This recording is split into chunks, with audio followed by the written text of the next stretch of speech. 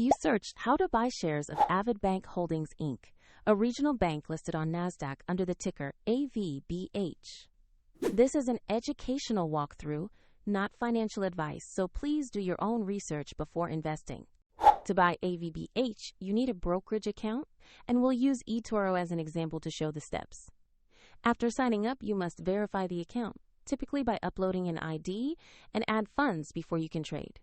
Use the platform search bar and type the ticker AVBH to find Avidbank. Select the result that matches Avidbank Holdings Inc. to open the asset page. On the asset page, review the company overview and the recent price chart to confirm it's Avidbank Holdings Inc.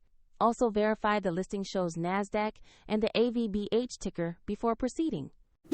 Tap, trade, or buy, enter the amount you want to invest, review the order details, and confirm the purchase. If the market is closed, the order may be queued until trading resumes. And if you lack funds, the platform will request a deposit before finalizing the order. After the order fills, the position will appear in your portfolio where you can monitor it. The link to eToro is in the description if you want to follow the same example.